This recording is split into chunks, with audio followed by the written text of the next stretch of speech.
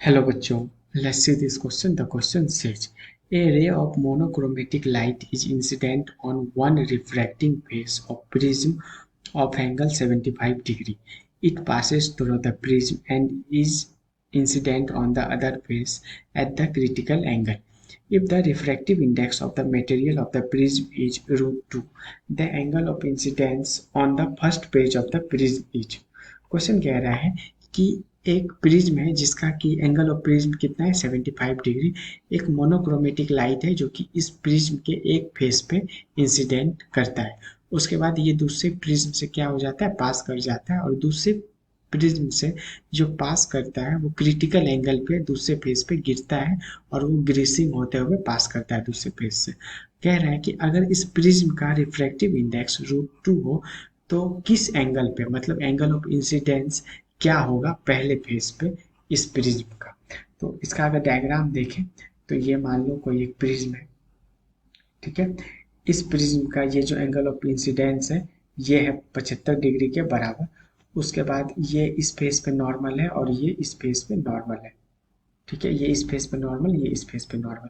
तो ये कुछ रे ऐसा आया आई एंगल के साथ इंसिडेंस किया, और जब ये इस पे गिरा, ठीक है, इस वाले फेस पे, तो ये कौन से एंगल पे गिरा, क्रिटिकल एंगल पे। मतलब क्रिटिकल एंगल को अगर सी से डिनोट करते तो क्रिटिकल एंगल पे।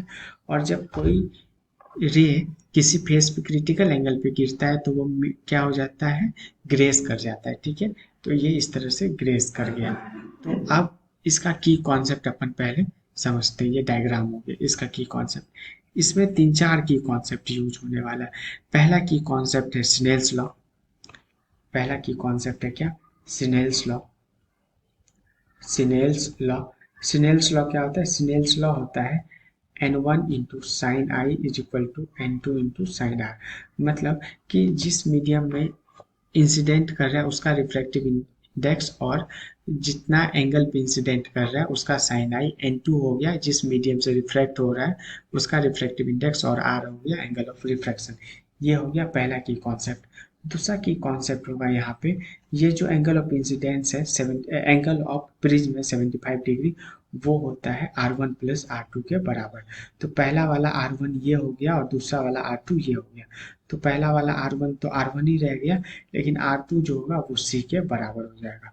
तो क्वेश्चन में ये दो की कॉन्सेप्ट, उसका तीसरा की कॉन्सेप्ट है, तीसरा की कॉन्सेप्ट है अपने पास किसका, क्रिटिकल एंगल का। तो जो क्रिटिकल एंगल होता है सी, वो होता है साइन इनवर्स ऑफ 1/म्यू के बराबर। म्यू हो गया रिफ्रैक्टिव इंडेक्स। अब आते हैं अपन क्या, क्वेश्चन के ऊपर। तो क्रिटिकल एंगल अपन कैसे निकाले थे, क्रिटिकल एंगल निकाले थे सी इज इक्वल टू, सी था क्रिटिकल एंगल, वो था साइन इनवर्स ऑफ 1/म्यू के बराबर। अच्छा, साइन इनवर्स ऑफ म्यू क्या था, म्यू था रिफ्रैक्टिव इंडेक्स ऑफ प्रिज्म, और रिफ्रैक्टिव इंडेक्स ऑफ प्रिज्म √2 था। तो ये आ गया 1/√2। तो 1/√2 का साइन इनवर्स क्या आ जाएगा, 45 डिग्री। तो क्रिटिकल एंगल क्या होगी, क्रिटिकल एंगल हो गया अपने पास 40 डिग्री। अब बात आता है ए क्या था, ठीक है। तो यहाँ पे जो दूसरा की कॉन्सेप्ट अपन बताए थे, यहाँ पे A is equal to R1 plus C. तो ये देखो A is equal to R plus C, A अपने पास 75 डिग्री था, R1 अपने पास पता नहीं था तो R1 लिख दिया, और सी कितना आ गया 45। तो यहाँ से R1 कितना आ गया, यहाँ से R1 आ गया 30 डिग्री के बराबर। तो इस फेस पे, इस वाले फेस पे अपन क्या लिख देंगे, स्नेल्स लॉ। तो स्नेल्स लॉ लिखे तो देखो इस साइड का रिफ्रैक्टिव इंडेक्स क्या होगा, 1 इंटू साइन आई, ये आ गया 1 into sine i is equal to, इस वाले फेस का, अंदर वाले फेस का रिफ्रैक्टिव इंडेक्स √2 हो गया और R1 हो गया। तो ये आ गया √2 इंटू साइन R1। अच्छा, आई निकालना है बेसिकली। तो ये देखो √2 और R1 कितना है 30 डिग्री। तो साइन 30 कितना होता है 1/2, और ये हो गया साइन आई के बराबर। तो √2 और 2 इसको कैलकुलेट किए तो ये आ गया 1/√2। तो साइन आई कितना है 1/√2, तो आई कितना हो गया 45 डिग्री। तो मतलब जो एंगल ऑफ इंसिडेंस निकल के आया वो क्या आया, 45 डिग्री।